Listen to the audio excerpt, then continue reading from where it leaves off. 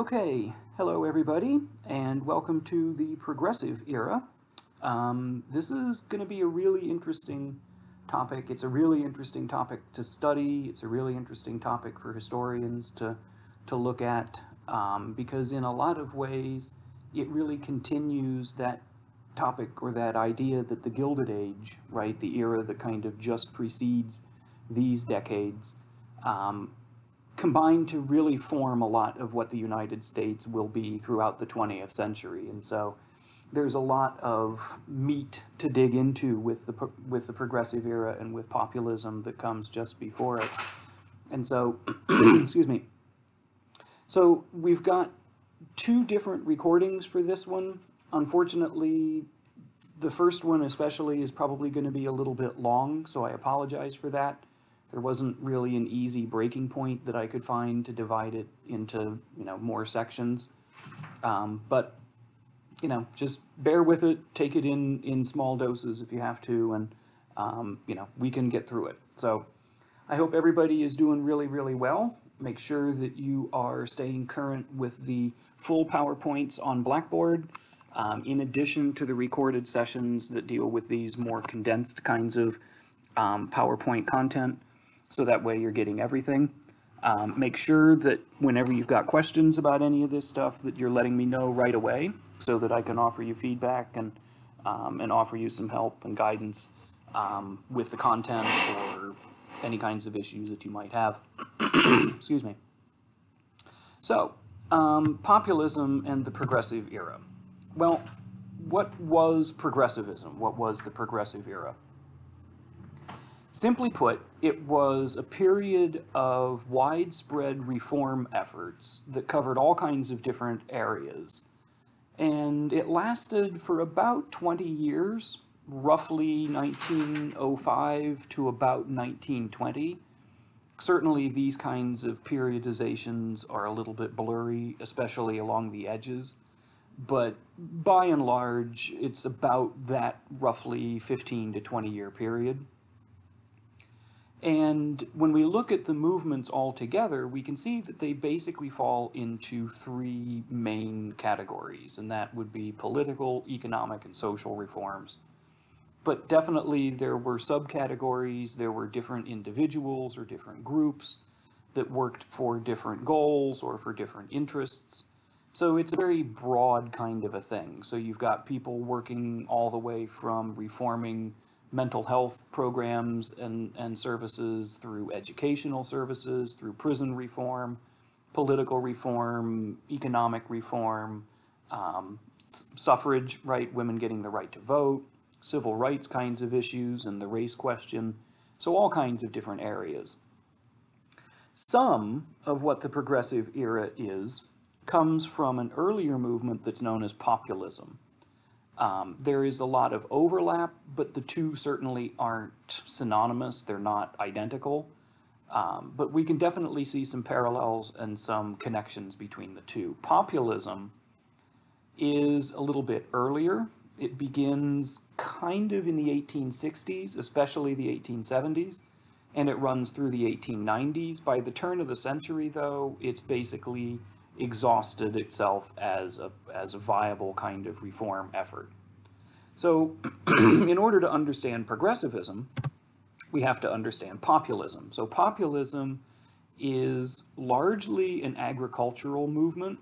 In the 1860s and 1870s, farmers are really kind of, economically speaking, especially kind of second-class citizens. Not that they're necessarily all poor. Certainly they do experience probably a little lower standard of living than people in other kinds of occupations and careers. But they also recognize that there are a lot of them, right? The main activity, economically speaking, the main activity of the country right up to the edge of the 20th century is agriculture. And so farmers decide, well, what we need to do is kind of take a page out of these efforts at labor organization, and we need to try to coordinate our efforts and turn ourselves into some kind of a movement so that we can leverage our numbers and leverage our collective power, social, political, economic power, to get reform. And the first of these efforts is what's known as the Grange. And so the Grange it still exists today. My mom is actually a member of the Grange, and she goes to meetings and has potluck dinners and, all those kinds of things.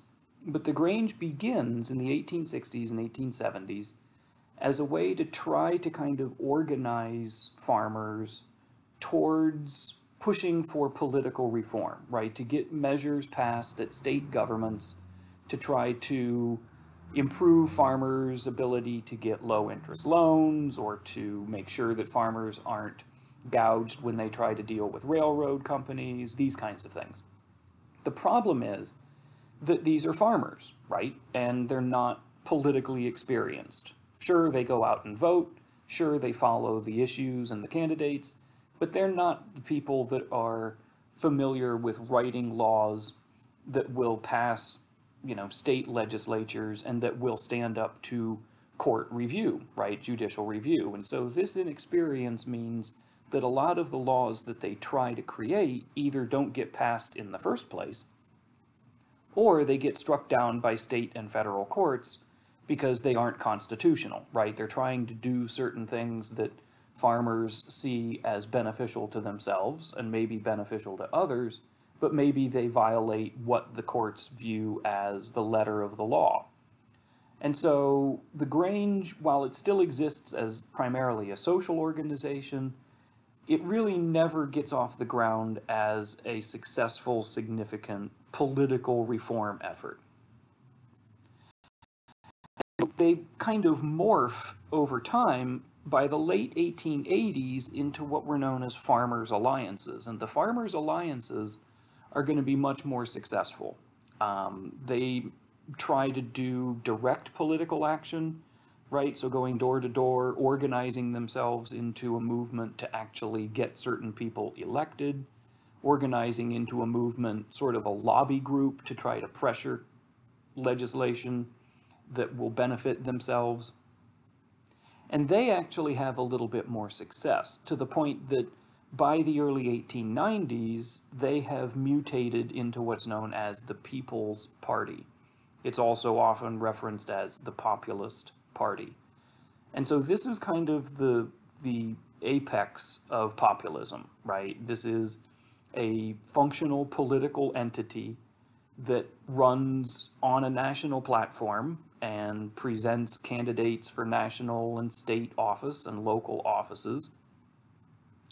They create themselves officially in July of 1892, which is a presidential election year.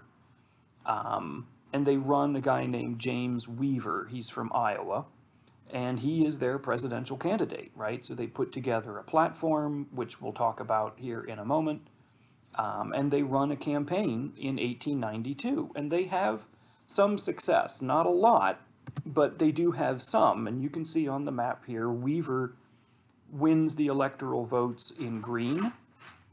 So he carries a few states, he picks up a couple of votes in other states. He certainly doesn't win. Grover Cleveland wins the election of 1892, and he's the Democrat. But Weaver gets about 1 million total votes in the popular vote. The populists win in various state and federal positions. They get some governorships, they get some senatorial positions, they get some representatives in Congress.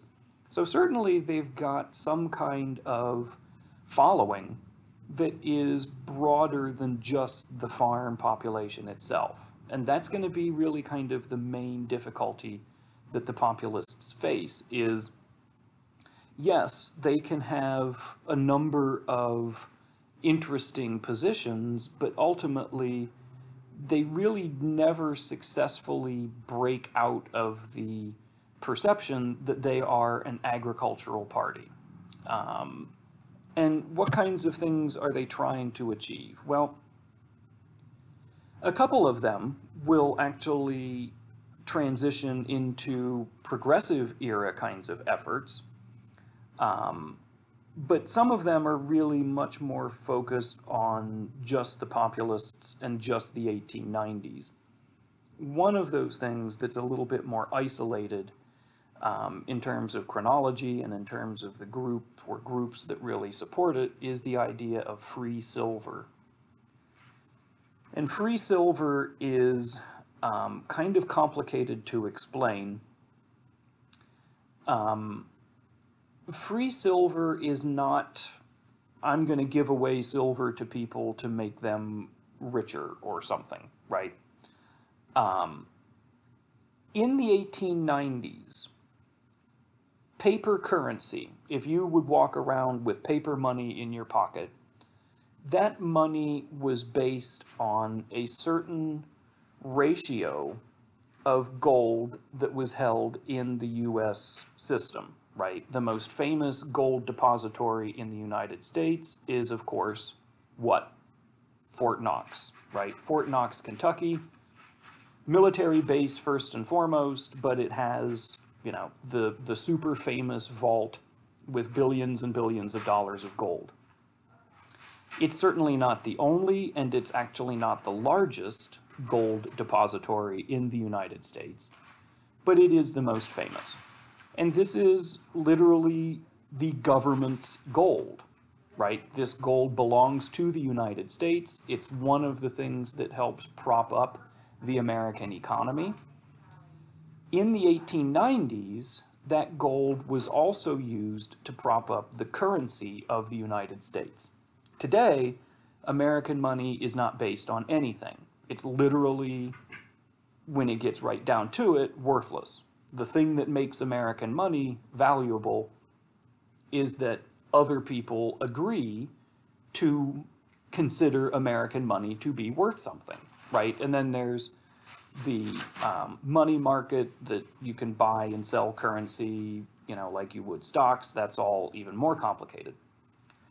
So free silver said, if we only base the amount of money that's actually out there in circulation just on the amount of gold, we can never print more money, right? Because basically Congress has said each piece of paper money has to be supported by X amount of gold. And so the only way that you can print more money is if you buy more gold, if the country buys more gold to have in its vaults. Free silver movement says we should make money based on gold and silver. That way we can print more money. Well, why is that good? Why is that important? It's good and important because according to economists, of which I am not one, according to economists, a little bit of inflation is actually helpful. It can help people pay off their debt. It can help people have more money in their pocket to be able to spend on things that they need and want. It means that companies are gaining profit, even though each individual dollar bill is worth slightly less than it used to be. Overall, it will be an improvement economically.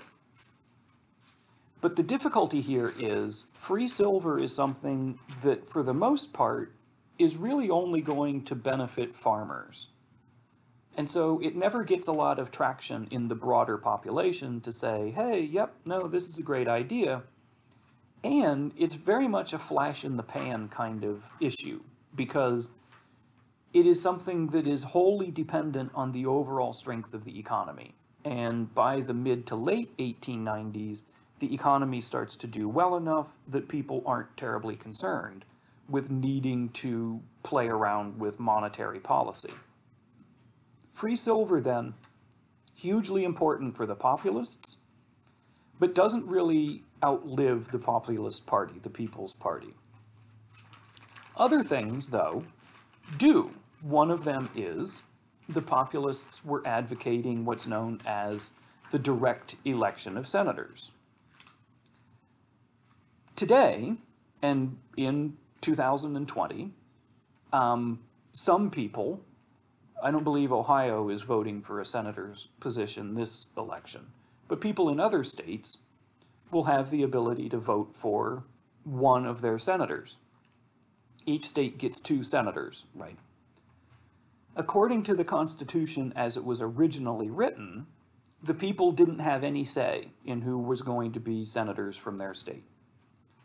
That decision was made by that particular state's legislature, right? So in the case of Ohio, all the way up into the early 1900s, the state government in Columbus would say, okay, we have a senator whose term of office is expiring.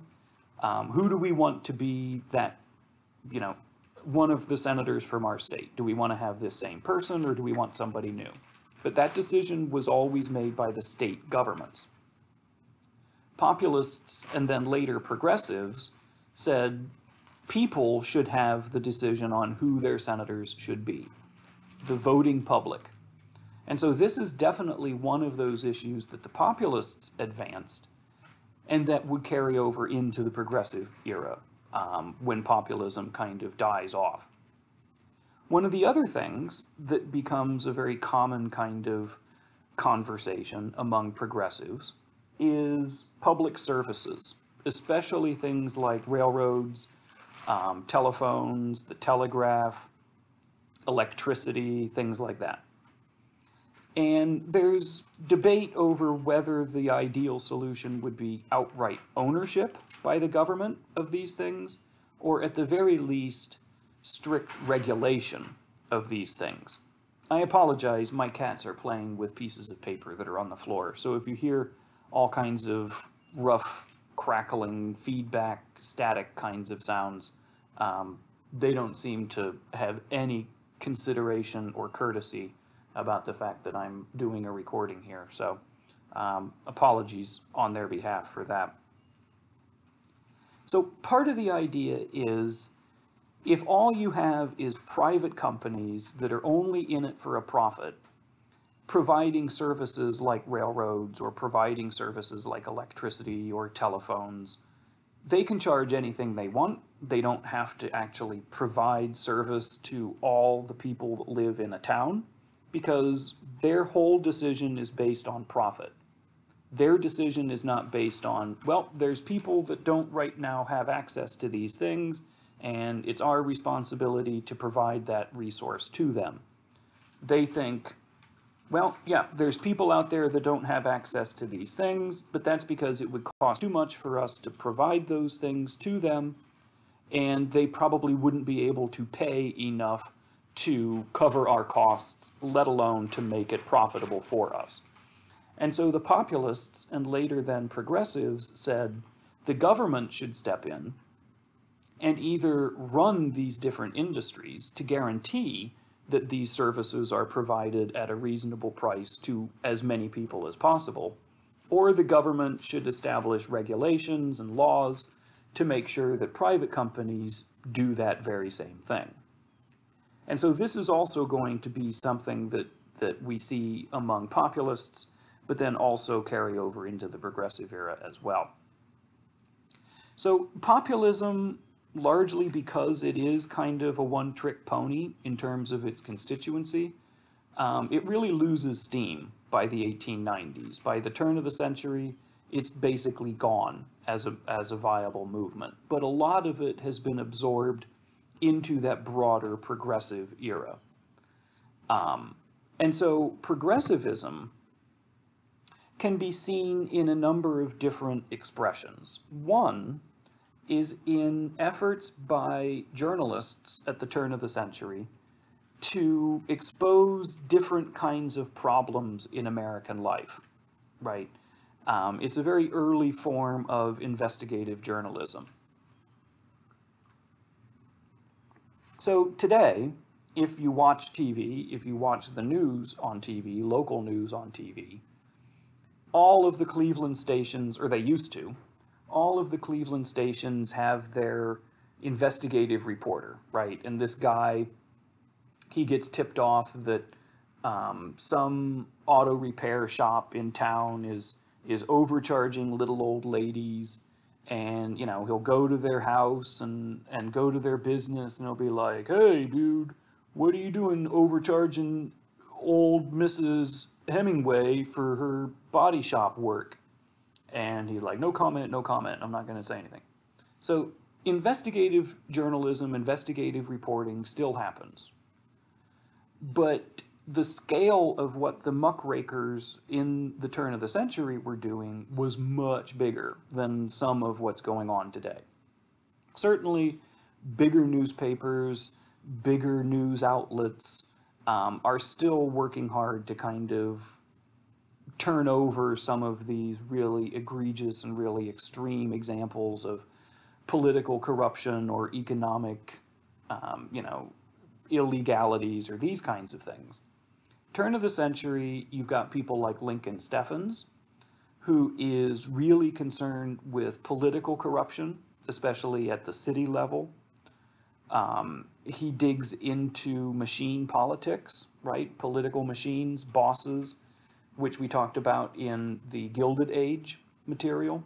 That's going on, you know, all the way through the 1900s. There are bosses who are active in American urban politics all the way up into the 1960s and 70s. Steffens writes for McClure's magazine and eventually compiles a number of his different stories into a book called The Shame of the Cities, which is published in 1904.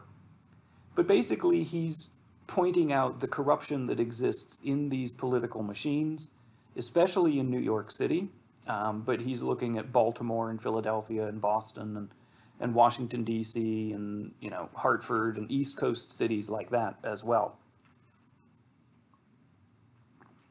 Another writer for McClure's magazine is Ida Tarbell. Ida Tarbell decides that she is going to focus on the biggest target, really, of all at the time, which is Standard Oil. Standard Oil is a gargantuan monopoly at the turn of the century. And Ida Tarbell decides to look at not only the kinds of unfair business practices that companies like Standard Oil engage in, but also, and even more dangerous for her, she decides to start looking at how much influence and how much power Standard Oil and other monopolies have in politics. How they can push Congress and, in some cases, apparently even push the presidency in one direction or another, just by virtue of their wealth and their amount of power and control over the economy. And there's also people that look at social issues, right? So here we've talked about political things, we've talked about economic things. There's also people that focus on social reform. And one of the standouts in this area is a man named Jacob Riis. And Riis decides that he is going to focus on poverty, and especially urban poverty, and especially poverty in New York City. And he publishes a book in 1890 called How the Other Half Lives. And it's filled with photographs. Again, we talked a little bit about this in the Gilded Age material when I mentioned tenement houses. And there was the photograph of the 7 or 8 people living in that tiny, 8 by 10 room.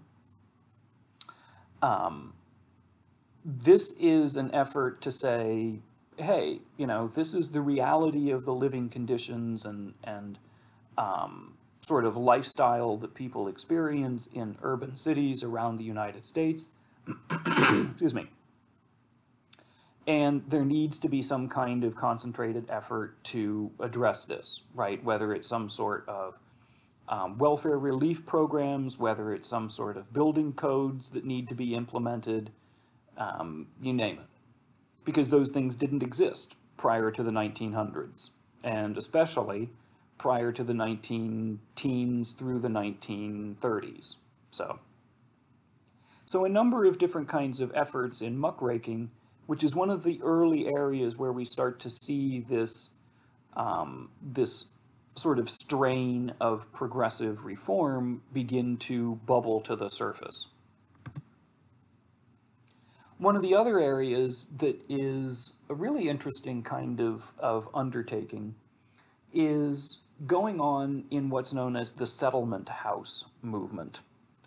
And this is, in the United States at least, in many ways the brainchild of a woman named Jane Addams. And Jane Addams comes from a fairly well-to-do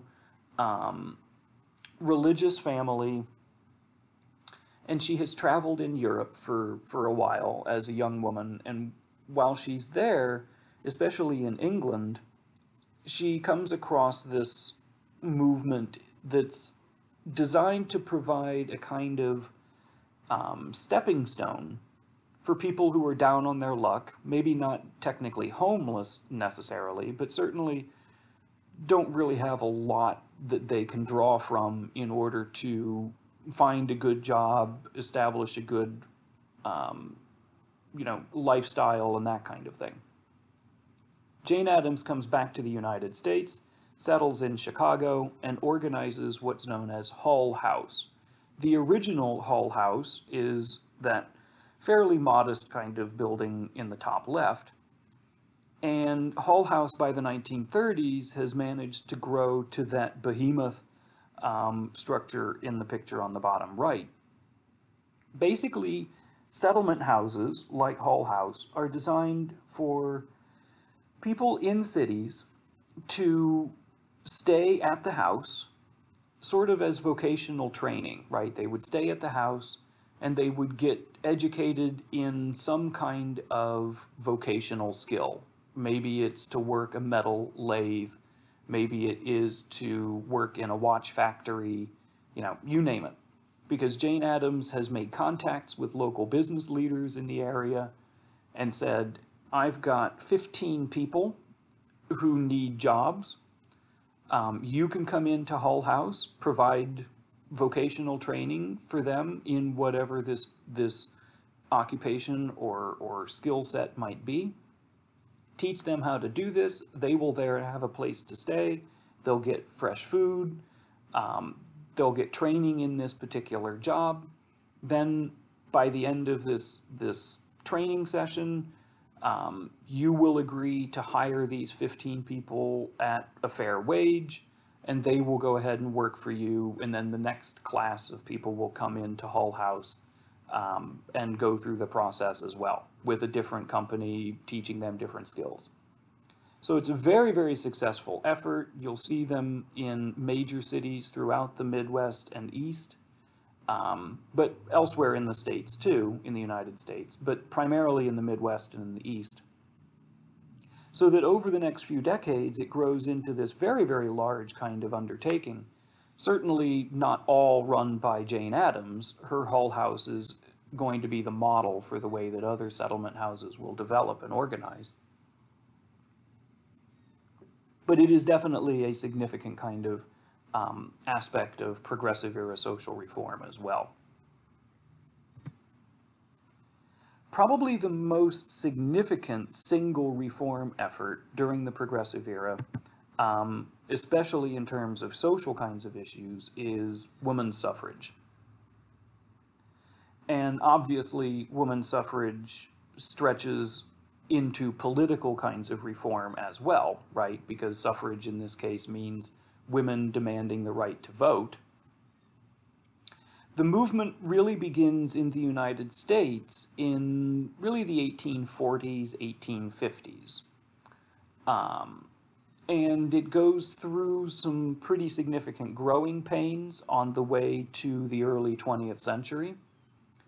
Ultimately, the 19th Amendment, which is ratified and goes into effect in 1920, will give women around the country the right to vote. However, a few states between the 1860s and 1920 have already begun giving women the right to vote, at least in local kinds of issues, even if not all the way up to national voting.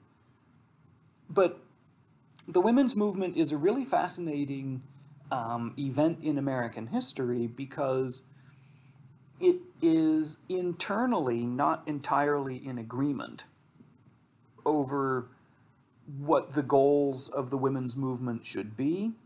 Ultimately, the decision is to focus on suffrage rather than trying to consider broader kinds of equality.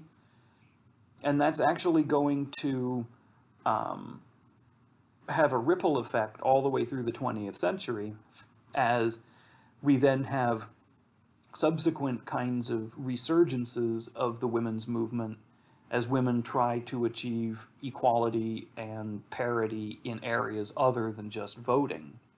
So the 1960s and 70s, the 80s, and then whether it's a fourth wave of feminism or not, another effort now in the 2000s and teens. During the 1900s and 19-teens, though, a lot of the leadership of the women's movement was middle class and upper class.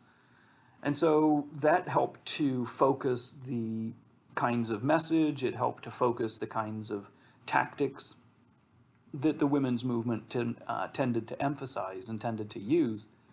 And so you can see the image on the right, lots of fairly well-to-do women. One of the other things that they are emphasizing is their role as mothers, right? So rather than allowing mainstream society, male society, to say, well, you know, what do you know about politics? You're great to be, you know, in the home and domestically and raising kids. And they interestingly turn this around and they say, well, if you trust us enough to raise your children, to turn all of the children of America into good patriotic Americans, clearly we must know enough about what America is and should be to be able to do that well.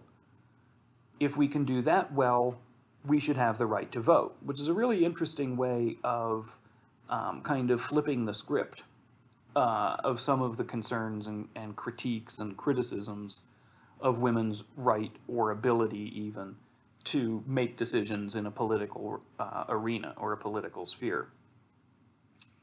But as I said, part of the difficulty is because of the nature of the movement, because of the leadership of the movement, the women's rights efforts in the 1890s, 1900s, 19-teens tended to focus almost exclusively on the issue of suffrage and ignoring, or at the very least, not focusing on questions of broader equality. And there were many that said, well, getting the right to vote is going to be that first step. It will be the thing that will break open that dam of resistance to other kinds of questions of women's rights. It does to a point, but not as much as many people might have expected or hoped. The organization that ends up being the most powerful, the most visible in support of suffrage is known as the National American Woman Suffrage Association. And by the late 19-teens, NAWSA, which doesn't sound very good when you say it as the acronym, has over 2 million members, right? This is primarily women, but lots of men as well. They have begun to zero in on tactics and goals that will ultimately be successful and bear fruit. As I said, a lot of times what they're doing is countering some of the more common kinds of arguments against women's role in a public arena by emphasizing the kinds of contributions that women can bring to the table, either in terms of sort of their constitutional makeup, right? Oh, well, women will be able to bring an emotional response and a more compassionate response to the situation that men don't have. Or, as I said, women are charged with raising future Americans anyway. So if they have that ability, they should have the ability just as easily to translate that into making voting decisions for the American body politic. Ultimately, 19th Amendment is ratified. By 1920, then, women around the country have the right to vote. Certainly, black women are still facing the same kinds of larger restrictions that African Americans in general are experiencing, especially in southern states. And so, whereas legally speaking, women have the right to vote, it is still not in force equally around the country. And so that's going to be a significant problem within the women's movement, also a significant issue within the civil rights movement. And as I mentioned, those broader kinds of questions of equality are still going to be a factor, even up into the 1980s, 90s, 2000s, and even all the way down to today. So that is where we will pause here. In our next session, then, we're going to get into some examples of political reform efforts to open the process to more people, to eliminate the potential power of political machines and bosses. And it has to be admitted that some of what's going on in that period is also a concern over the sort of influence or political access on the part of immigrants in the United States. And so there is a certain amount of nativism that informs some of the efforts to change the nature of American political life. So I apologize again, this one's a little longer than I tend to prefer. Next one might be a little long as well, but I'll do my best to get through it as, as expeditiously as possible. So in the meantime, let me know if you've got questions about anything. I'm here to help, and I will see everybody soon.